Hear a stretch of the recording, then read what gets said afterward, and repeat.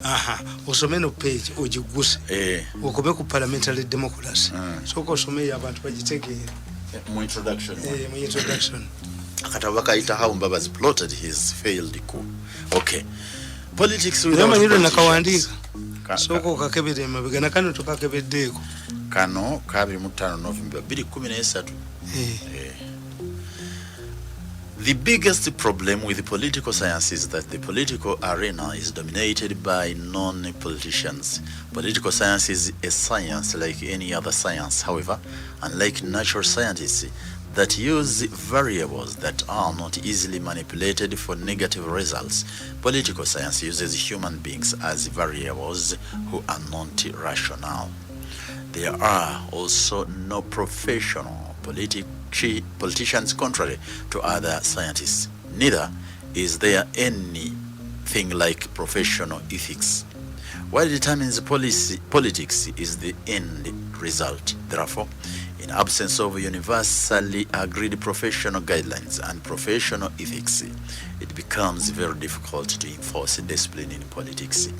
It is widely believed that politics is a dirty game. This is partly true. However, the level or concentration of dirtiness, in other words, the tricks employed, reflects the level of democracy in a country. There are no agreed principles. Although in politics there is no leveling of the ground, there must be universal benchmarks for one country to qualify to be a true democracy. The ingredients can differ, but the hygienic conditions must be the same anywhere, and politics must be aimed at improving the way of managing a particular society. Whatever type of democracy a country employs, the people's choice through democratic institutions must be maintained and strictly observed.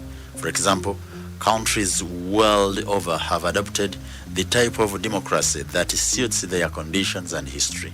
Unlike many African single-party states that were manipulated by their leaders, Chama Pinduzi in Tanzania under the late Julius Nyerere remained democratic. The only position that could not be contested was the presidency. Challenging a leader and a single-party state was impossible. However, in Kenya, KANU, both under Kenyatta and Daniel Arap Moi, was a tool of oppression. Anybody who expressed contrasting views would be denied a KANU party card, and as a result she would be sent into political limbo because forming a new party was impossible and independents were not allowed. Kagati awumbadde mbanyonyola politics nti kisoboka bana Uganda tebamanyi what type nti tulina direct presidential elections n'abakaba parliament.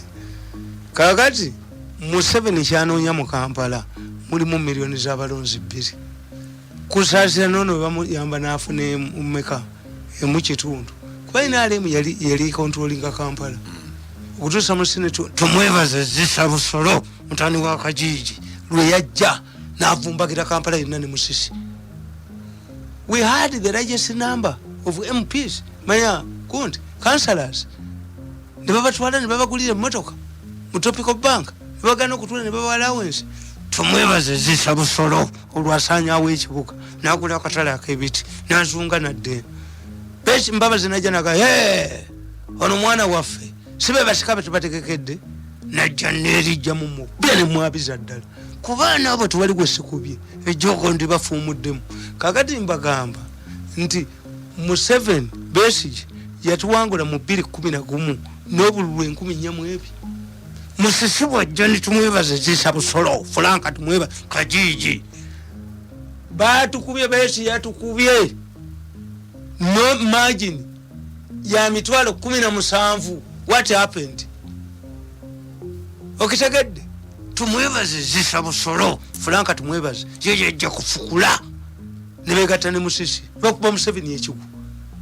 Era mu kitabo kino okuwandikira ne kugamba nti baminisita ba Kampala si kyekikulu betekeme mukozi nnyo naye mu Kampala mulimu mafia ezisinisa amannyo Museveni zaatalaba ezitayogerwako ti Kampala mulimu buli lunaku mulimu poloti expiringa egula millions of dollars zi mafia zishinyo bweziti yeta zirabo tamanyi kimu kyayisa mu Kampala bebabye ettaka bebabye kakati odira batakisi obatwale okimanyi nti paaka bagitunda dda taxi paaka sibana yaleka agitunze yagikuza abasuubuzi 11 bazize entobe bati akawujjo kalina akawujjo kakasajja si Buganda bwasama tebina ndakabalyayo singa bakafundiriza kati ya president akimanyi nti paaka bagitunda abasuubuzi 11 bagigula basindika bano batakisi basindika bani the president aware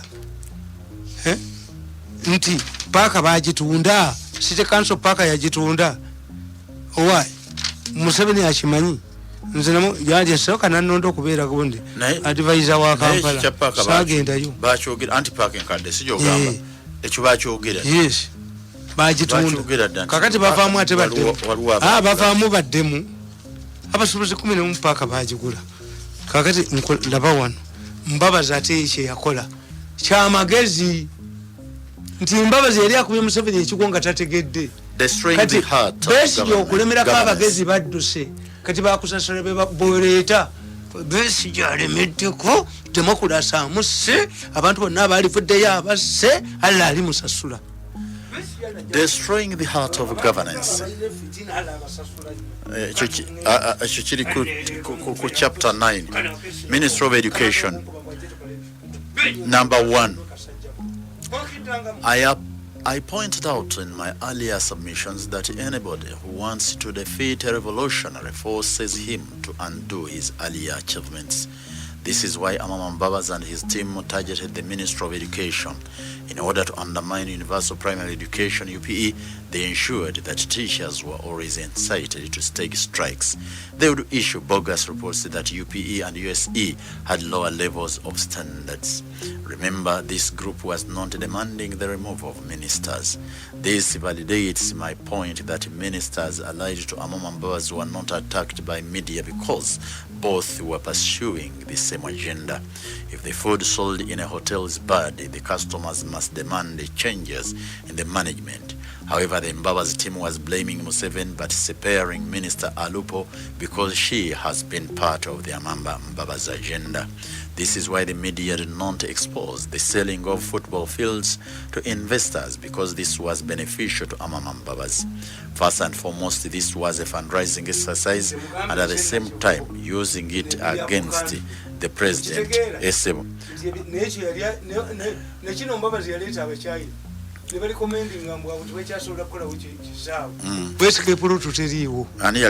Mbabazi kino ekyenakivu nembaga muli bajinga ekisaawe ekyenakivuba ekyo bagiyita antiquity tevaawo kisigala kisaawe but you can have partnership ebisaawe byonna bakabulindi bamulemesa obidevelopinga nti ekyomwaliwo ekyayinzikulu ti local government bwegiwe sente ekideveloping byonna Museveni byakoze nga Nambole baali bamutunda omusajja baali bamuyita Kajala yatekayo mu billion 3 ekikuba nenkuba Kajala omwogoloza era kati babitandise watalogiti Nambole mbwe kubanga ezo buses zemulaba pioneer buses tezagenda kulaba mupiira nanyinirira ziteka undi ye sitting tenant baba batunda Nambole ya mukula bakulaga kana akokungulu Nambole is a 2 square mile land bought by government nekyaba gyekiri manyiyo musasemanga mutemanyi gyekiri nenkunganya bewafe tujja n'amajambiya tujja ya China kale katugende maaso. This is why the media did not expose the selling of football fields to investors because this was beneficial to Mbabazi. First and foremost, this was a fundraising exercise and at the same time using it against the president, asserting that he was not interested in sports. You'll notice that there is a strong bond between ministers Alupo and Bakabulindi. For instance, in cases where Alupo, who would be responsible for the poor performance in UPE schools, Bakabulindi was not considered responsible for the degenerating sports standards. Ndiego bagala bakuba miyingo nadduka najja ku machana nga nti ntwale wa president njagala kulekulira Mbabazi anvumo kamala nemukago omugaga kwate ntoyi Mbabazi mutwe omwaso omutwe omunyaba ganda babaje ko babaje tukupakane mu office nemusito tukupakane mu munatira munni nze sijoge kwata matali nali sibatidde mu state. Why? Like Alupo, he was pursuing the same agenda. In normal circumstances, Bakabulindi would be receiving the same fire from sports lovers. Even after several futile attempts to qualify for AFCON, Bakabulindi was never criticized. Instead, fire was always directed to FIFA bosses like Lawrence Murindwa, because Murindwa was not trusted by Mbabazi. Players were influenced to perform better whenever Mbabazi officiated at soccer matches and to perform poorly in case the vice president officiated at such matches. Undermining UP is served three purposes. One, it would underscore its importance to the parents who hailed Museveni for enabling their children to go to school. They also wanted to review the program and prove that it was no longer attributed solely to Museveni. They wanted to show that his program failed. This explains why the anti-Museveni forces like Zach Niringi were criticizing a program. They would create excuses at the beginning of school terms and during examination time. There were also attempts to grab the leadership of UNEB to plant their own people there with an intention to undermine the organization. Computers at UNEB were tampered with to delay examination results so that the concerned students and parents demand changes that would slot in their own people. University students were incited to cause strikes and university closures, and for the lecturers to hike fees or demand salary increments. All these were influenced by Mbabazi and his allied ministers in the Ministry of Education. The intervention was always not intended to solve problems, but to prepare to perpetrate them. Number two, Ministry of Health. This ministry also became a target because of its importance to society, and any politician would ensure that he establishes a strong network in such an institution because of its role in service delivery. However, Mbabazi did not want such ministries perform better, but wanted them for negative reasons. This means that his team targeted the Ministry of to undermine service delivery. Even here, the biased media was used to distort information on performance. The Nation Media Group, for example, was used to play this role. The Nation Television almost on a daily basis has been highlighting such stories on the state of health sector that are intended to put the president in bad shape. Negative stories about the Ministry of Health took center stage. The trick was that they would always pick a poorly attended hospital, health center, or clinic as a showcase to demonstrate the worst state of health care facilities. The Mbabazi team, using local leaders like district health officers, would mount operations against quack doctors to expose the government. However, Nation Television did not inform their viewers about the activities of the Dr. Diana Twini's team that was fighting the theft of drugs from government hospitals. It is amazing that Parliament at one time suggested that the Diana team be scrapped in spite of its achievements. When President Yoweri Museveni directed the Ministry of Health to mark government drugs, the President's directive did not receive coverage in the media.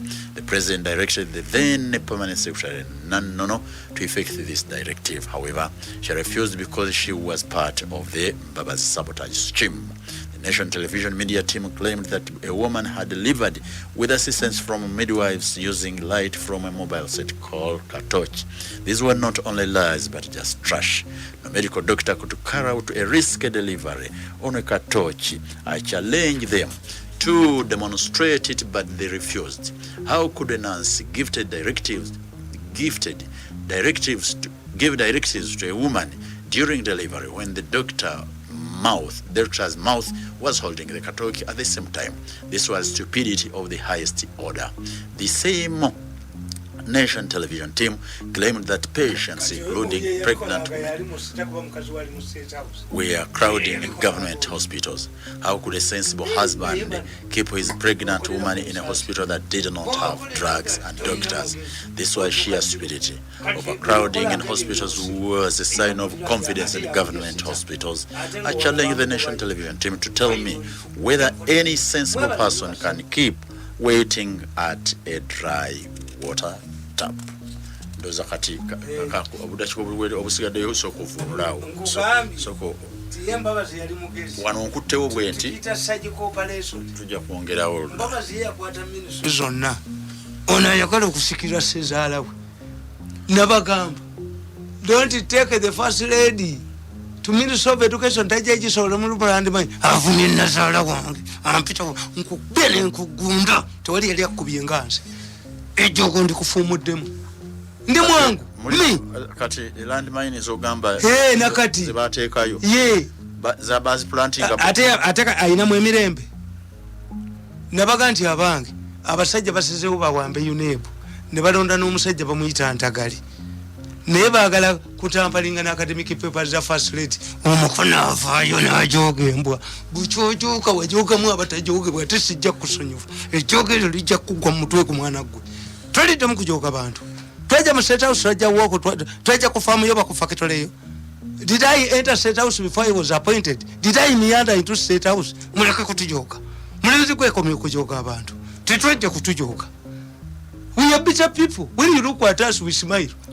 I want you to nemba gamba ne Ministry of Health bagiteka mu land mine ate kati nzibu amalwalira abantu bagaduseemu kubba bintu kutta balwadde mu ddwaliro yentapo yabanyweze buli muntu yenna ajoza abantu wano baba kwatidde mu kaleku basirise bwe batete wali anyega kubakano uwulire endongo mwana wange uli mutawani wa Mirundi ejogo nja kuti bafumulamu ate kati ani akyangambako ako kashi kabuli ulire endongo njagala baka ground waliwo atagenda kulya kulya linda kukatono mu mitamali njagala baka ground yako kano kekali waliwo ayagala okugoba president yagala kulonda gonde president Museveni yagala kulonda bagemeire eno omulimu gwayagala omuwa nenyini nsaaganye nenyini nsapulootinga katukukube ensi ekutegeera obujozi bwo kyoyagala twazapu the president is power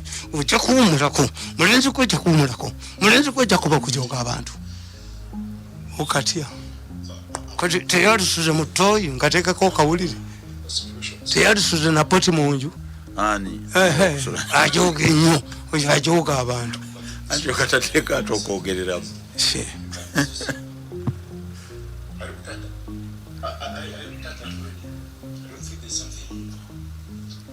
about it. But you should be able to talk to John and see how best.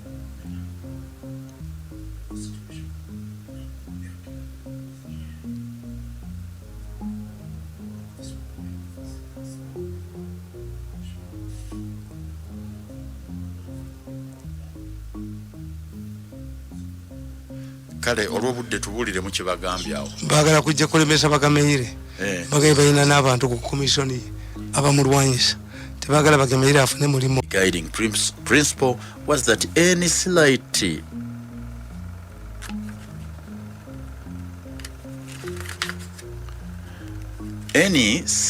increase on ebyaffe would be better than what they have.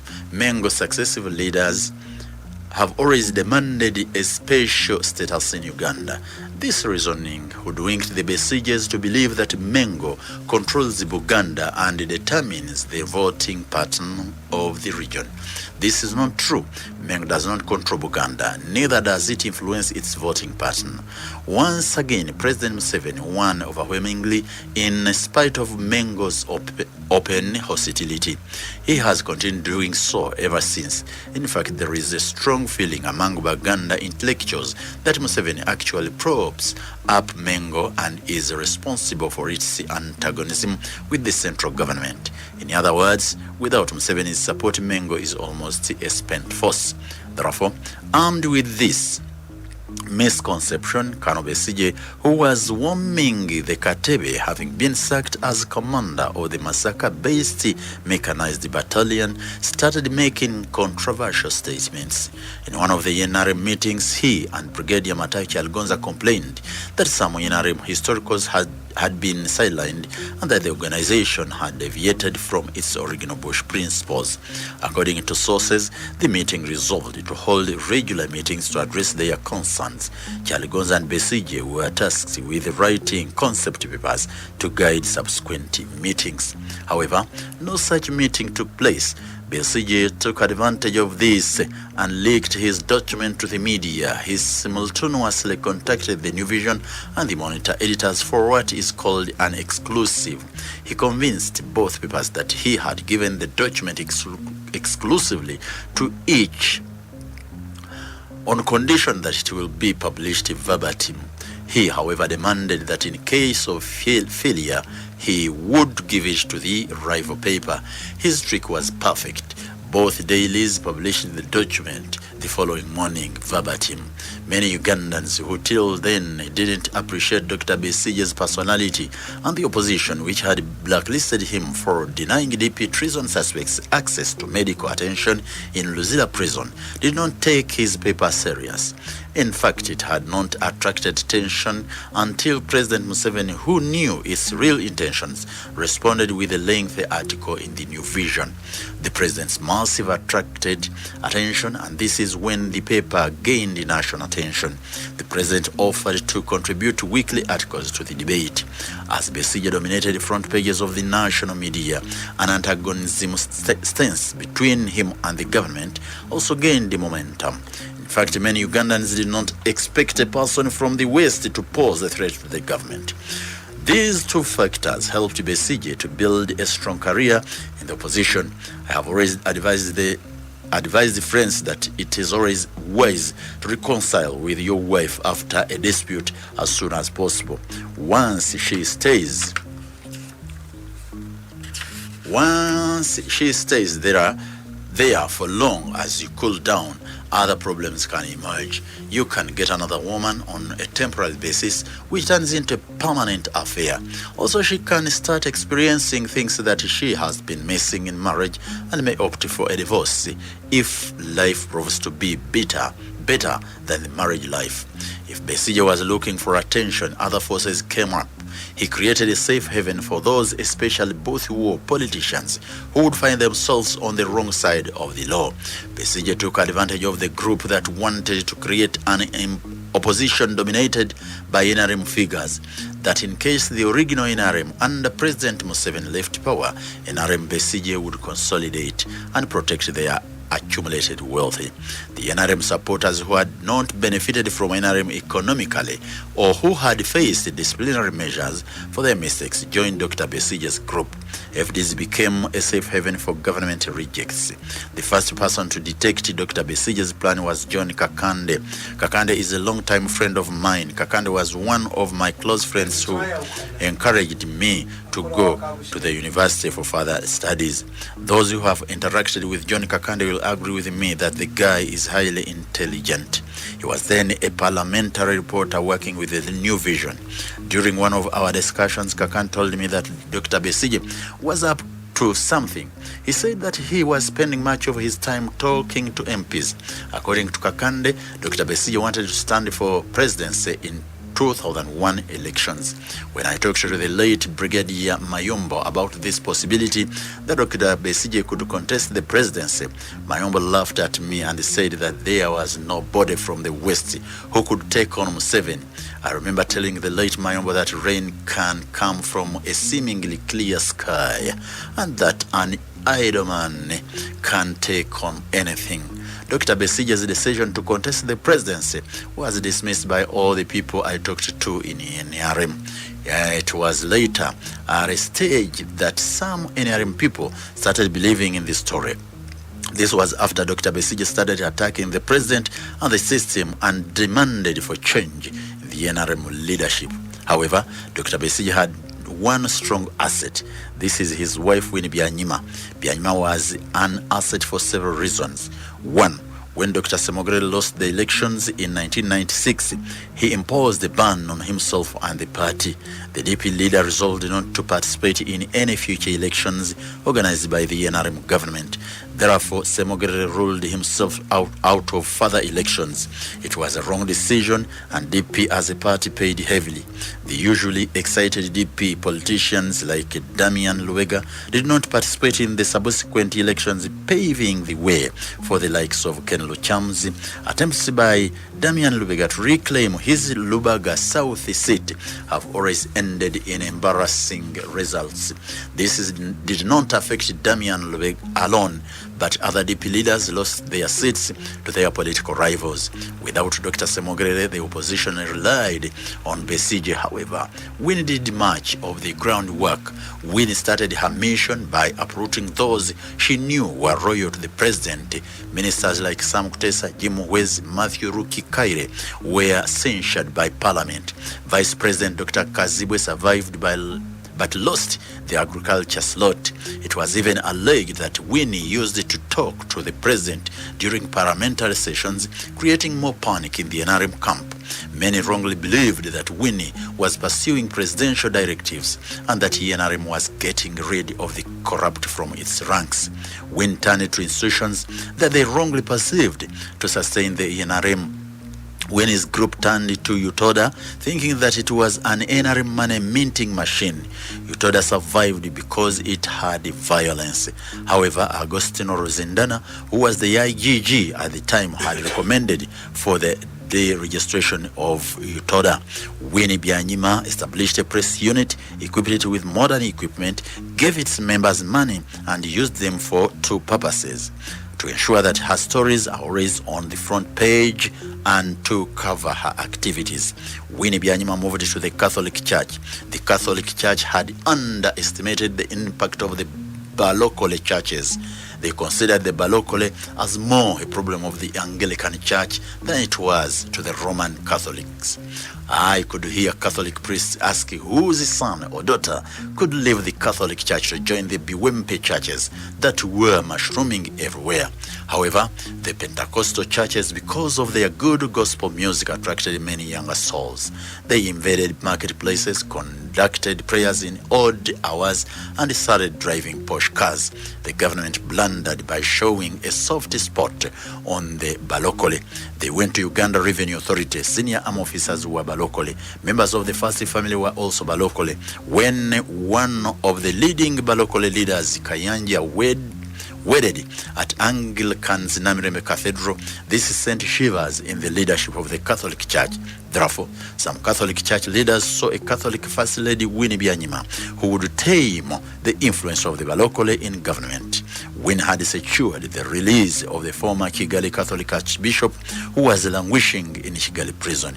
President Paul Kagame had resisted international pressure to release Misago for his alleged involvement in the genocide.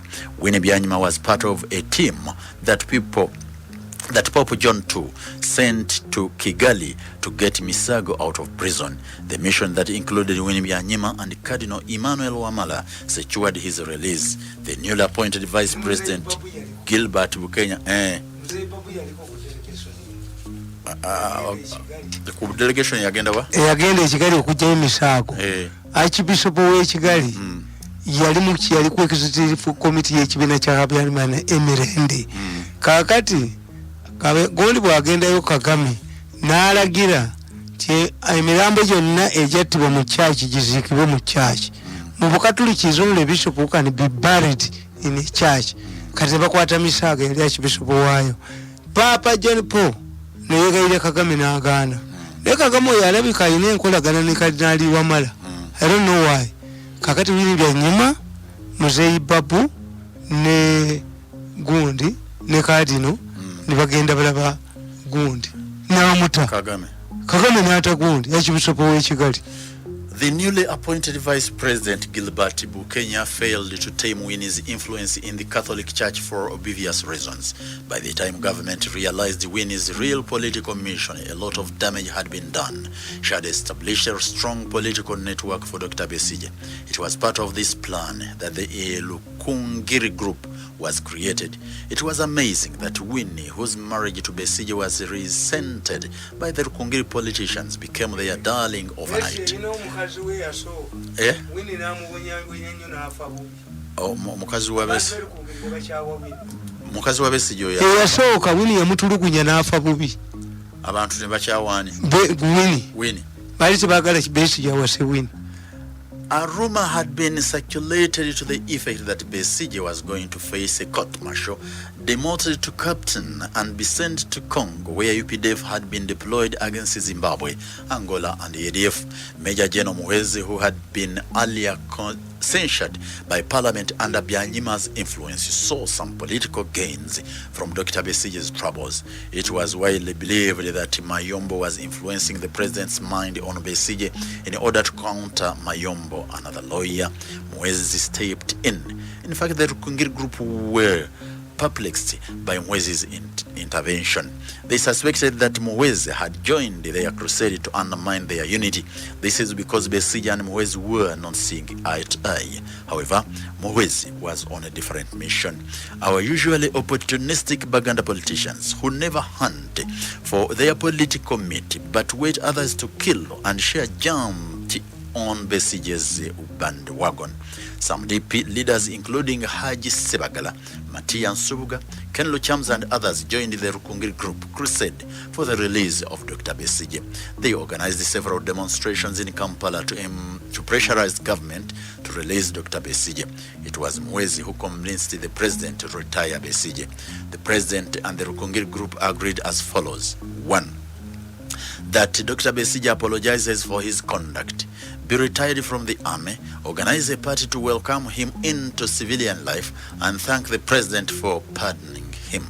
The president was requested to preside over this party. However, he was to participate in the entire soccer match with President Kagame. Haji Moses Chigongo, who was assigned to represent the president at the Rukungiri function, as Chigongo was preparing to go, information emerged that Besigye was going to use the party to declare his candidature for the presidency. Chigongo was on his way to Rukungiri. He drove back to Kampala. Winnie had outsmarted the government, and by declaring his candidature, Besigye was elevated from a retired military UPDF colonel who had to abide by the military rules to an opposition leader who had to be treated differently. Besigye's status since then changed. Our opportunistic opposition jumped onto the Besigye bandwagon simply for the following reasons.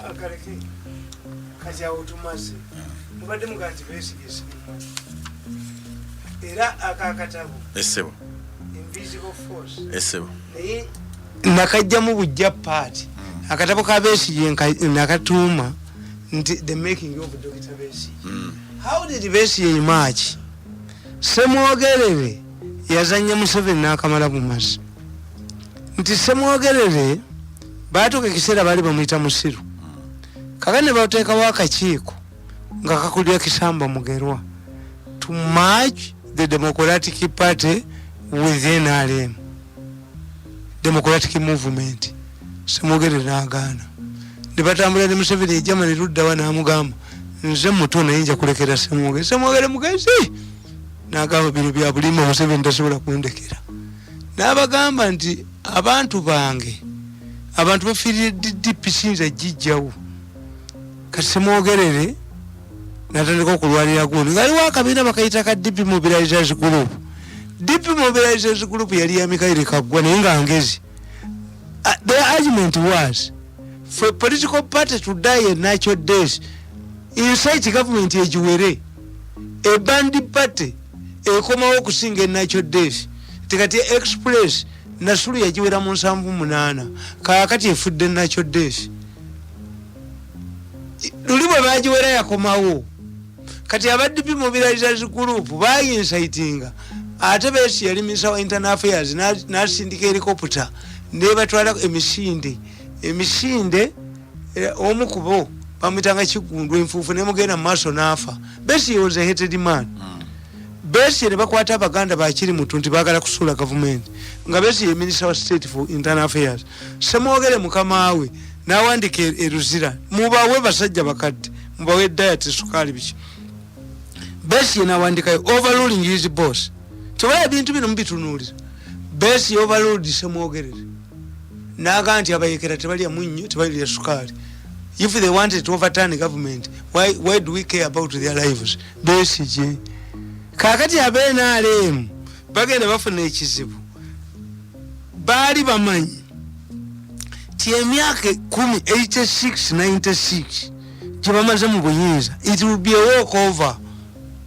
Laba Ssemwogere bwe yeegatta n'aba UPC, ebibiina byo bimulaba ekibiiku bya NRM mu pepe, ebibiina by'obufuzi birina sloganizing bye biyiye ennyimba. NRM tebamanyi kukyamukira ku kadaala. President bwayogera eba semina bumulondo omuntu atabayamba oluseka oluzibu kufu bali bakyamula abantu ndulu. Era Ssemwogere ku gundi ye yasombayo okukola. Gundi yagamba mukwano gwange Otafiire, I spoke to him this morning. Otafiire yagamba nti Ssemwogere agenda alunda embaata. Underestimating him. Nti Ssemwogere bwe bamutwala ne bamutwala mu public service teyabanyega. Kati Ssemwogere akeera ku makya agenda mu public service mu office ye atuukamu. Koze ebbaluwa resigning agiina we yagireka najja mu DP addressing a press conference. President bambulira nti omusajja adduse be yatuma bamusanga amaze okukola kyo kwa addressing amaze agenzi. Kati NRM ndi batya nnyo. Olukiiko lwa Buganda olwalimu Duncan Kafeero bane Robert Sebunya Katonda yamuwa omukisa yavuma Abanyankole Sebunya oyo n'agenda Abanyankole bagenda okujja nga mu Kampala muri mu petrostation 20 zonna bazitutte yazibalanga emu Sebunya ino government agikoledde temuwa givume ekuwe. Sebunya avuma Museveni ne bagenda ne Ssemwogere embalala Museveni oye abantu bonna ne baddamu nti Museveni oye ne bambuuza kati oyogedde byaki mbadde ntasinga babo Sebunya bebo bennyini abenefitinze mugagga muzibu mu ODH yali kakiiko kabagemere eyavumanga Museveni mu 96 namumalawo baddanka ne Kafeero baani de Kabaka yajjawo olukiiko lwa Buganda Sindai nga lugenda kulangirira Ssemwogere the official candidate era NRM teyasasula Kabaka yalugenda mu Sindai n'abayamba tebaddamu kumutunula kolo ne badduka mu Kabaka talina maanyi balukyamaze abalalu ne bayingira ne batandika bakuba kati buli kamu bakawaayo bakankana because they did not have a plan for the Kabaka. Kabaka lwe yatuuka wano oyo Lieutenant Kanasiimwe yagamba abakayanya obwakabaka tujja batubamalewo nga bwe twakoze okero ng'Abaganda bayita ne basaanuuka yali adduse Abaganda mbwe yasooka ogenda mu nsiko ne balonda Mukyalanjuba ne balonda Gundi ne batambula Buganda yonna ne baleeta Mulangira Kapitaani waliwo oyo bamwerabira dda. I have been documented. Kakati Ssemwogere bw'amala obakanga akalulu bwe kaggwa NRM ne batuula ne bagamba nti ekintu kyaffe si kyama nga bwe tubadde 10 years these all the political parties.